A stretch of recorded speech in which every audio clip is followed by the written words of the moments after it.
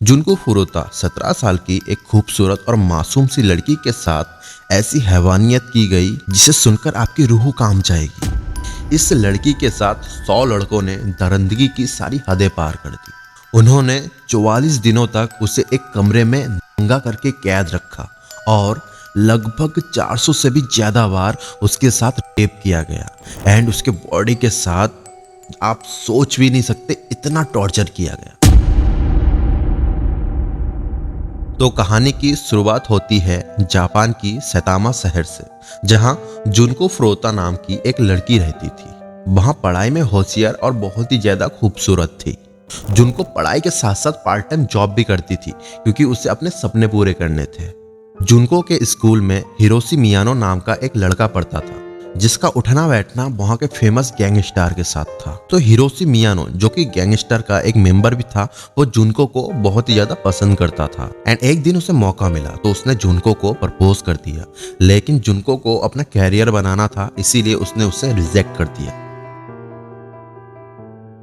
लेकिन हिरोशी मियानो ने इस रिजेक्शन को पर्सनली ले लिया और मौके की तलाश करने लगा बदला लेने के लिए। 25 नवंबर 1988 की शाम जुनको फुरुता अपने पार्ट टाइम जॉब से घर जा रही थी और इत्तेफाक से वहीं पर हिरोशी मियानो अपने दोस्तों के साथ शिकार की तलाश कर रहा था।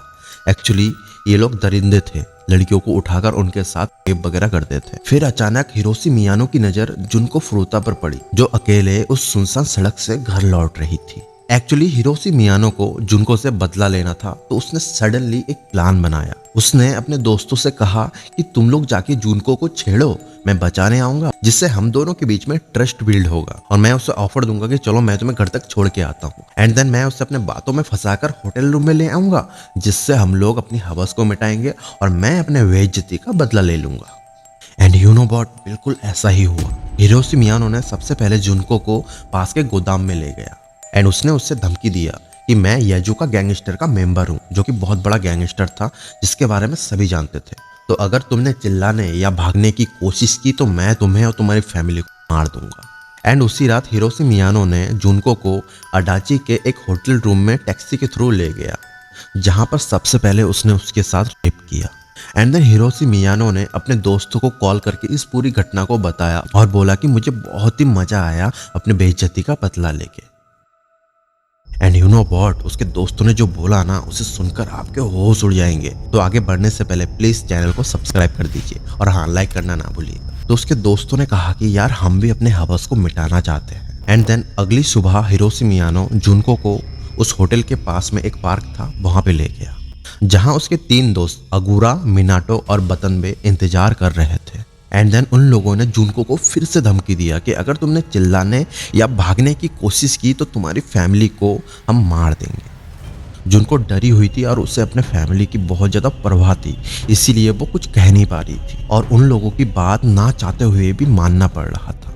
एंड देन वे सभी जुनको को मिनाटो के घर ले गए एंड उसको ऊपर वाली मंजिल के कमरे में बंद कर दिया। एंड देन इन दरिंदों ने बारी बारी से जुनको के साथ सामूहिक बलात्कार किया और उसे 44 दिनों तक बंदी बनाकर रखा। एंड यू नो व्हाट, फुरुता के लापता होने की वजह से उनकी फैमिली ने पुलिस कंप्लेन करवाई थी। ये चीज़ किडनैपर्स को पता चल चुका था, तो उन्होंने जुनको फुरुता को जबरदस्ती ब्लैकमेल करके अपने फैमिली में कॉल करवाया अपने माँ के पास और बोलने के लिए बोला, माँ मैं अपने बॉयफ्रेंड के साथ भाग आई हूँ और मैं उसके साथ बहुत खुश हूँ और आप लोग मेरी फिक्र ना करें। तो लगभग 3 बार उसके फैमिली को फ़ोन करके जुनको फुरुता से ज़बरदस्ती ये सब बुलवाया गया। एंड इसके पीछे उन रेपिस्ट का ये मकसद था कि उनकी फैमिली कोई लीगल एक्शन ना ले। एंड यू नो व्हाट, ऐसा ही हुआ। जिस घर में उसके साथ दुष्कर्म किया जा रहा था, उसी घर में मिनाटो के माँ बाप भी रहते थे, जिनको सारी चीज़ें पता थी, लेकिन उन्होंने कोई एक्शन नहीं लिया। पता है क्यों? क्योंकि मिनाटो बहुत ही ज़्यादा एग्रेसिव मिजाज का था और वो हमेशा धमकी दिया करता था अपने माँ बाप को, और उसके माँ बाप बहुत ज़्यादा डरते थे कि कहीं हमने कुछ बोला तो ये हमें जान से ना मार दे। 28 नवंबर की रात को मियानो ने अपने दोस्तों के साथ मिलकर जुनको फुरुता के साथ सामूहिक बलात्कार किया। एंड देन हिरोशी मियानो ने एक रेजर से उसके प्राइवेट पार्ट के हेयर्स को वैक्स किया एंड उसके बाद उसे टॉर्चर करने के लिए माचिस से उसके प्राइवेट पार्ट को जलाया। ऐसा टॉर्चर करने से उसको बहुत मजा आ रहा था एक दिन जुनको फ्रुता ने भागने की कोशिश की तो उसको सजा देने के लिए इन दरिंदों ने जुनको को पंचिंग बैग बनाकर बहुत सारा मुक्का मारा और हिरोशी मियानो ने लाइटर से उसके टांगों को जलाया ताकि वो ये गलती दोबारा ना करे। एंड देन उसे नंगा होकर नाचने के लिए बोला एंड उन दरिंदों के सामने हस्त मैथुन भी करने के लिए बोला और मिडनाइट को बालकनी में नंगा होकर सोने के लिए मजबूर किया। एंड उस टाइम बहुत ही ज़्यादा ठंड थी वहाँ। एंड देन उसके पेल्विक एरिया में मेटल की एक छड़ी और शराब की बोतल समेत बहुत सारी वस्तुएं डाली गई। उन्होंने उसे बड़ी मात्रा में शराब, दूध और पानी पीने, एक साथ 2 सिगरेट और पेंट थिनर के धुएं को अंदर लेने के लिए बार बार मजबूर किया, जिसके बाद हिरोशी मियानो ने लाइटर के लिक्विड को जुनको फ्रुता के जांघों और हाथों में डालकर उसे बार बार जलाया। अब ये टॉर्चर इस हद तक बढ़ चुका था जिसको जुनको फ्रुता के लिए झेलना नामुमकिन था, तो इसीलिए वहां उन दरिंदों से मौत की भीख मांग रही थी और उसकी गिड़गिड़ाहट देखकर उन दरिंदों को बहुत ही ज्यादा मजा आ रहा था। एंड ये लोग उस पर मूत देते थे, उसे पेशाब पीने के लिए मजबूर करते थे। ये टॉर्चर कंटिन्यू चलता रहा तो दिसंबर मंथ तक वहाँ बहुत ही ज़्यादा कमज़ोर और कुपोषित हो गई थी क्योंकि उसे केवल थोड़ी मात्रा में खाना और ओनली दूध दिया जाता था। अपनी चोटों और कमजोरी के कारण वहाँ टॉयलेट भी करने नहीं जा पाती थी एंड वही फर्श में कर देती थी और ये दरिंदे उसे वो चीज़ खाने के लिए मजबूर करते थे।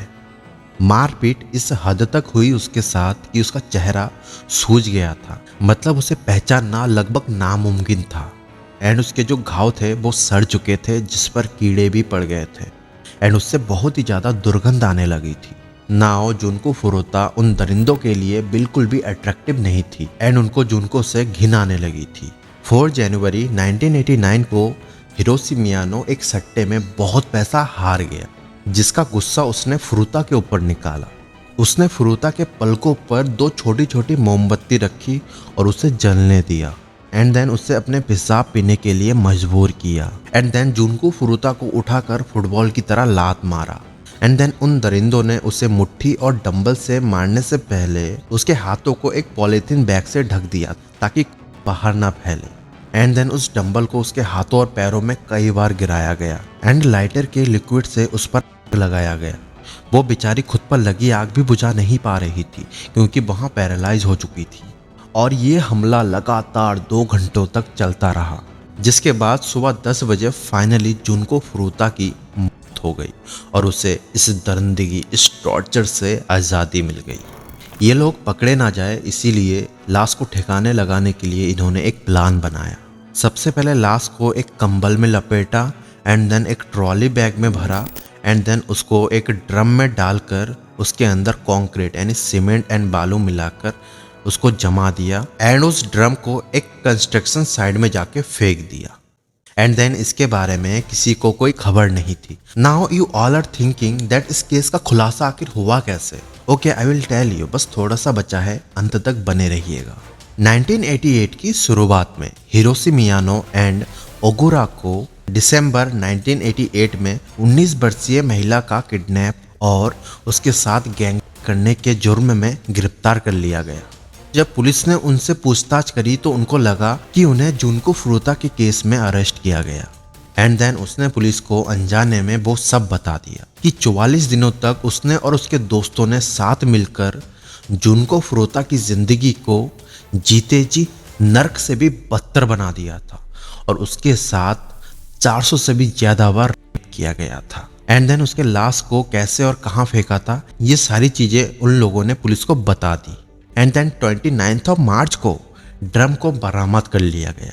बॉडी तो पूरी बिगड़ चुकी थी, उसे पहचानना नामुमकिन था, लेकिन उसकी पहचान फिर अंगूठे से की गई एंड देन दोषियों को गिरफ्तार कर लिया गया। क्योंकि क्रिमिनल्स माइनर थे इसीलिए उन्हें 7 से 10 साल की सजा सुनाई गई। ओनली हिरोशी मियानो को 17 साल की सजा सुनाई गई। खैर, जनता में बहुत ज़्यादा आक्रोश था इसीलिए उसकी सजा को बढ़ाकर 20 साल तक कर दी गई। इस केस में तो उन्हें फांसी की सजा सुनानी चाहिए थी, राइट। लेकिन जापान का कहना है कि हम सजा देने से ज़्यादा सुधारने में बिलीव रखते हैं।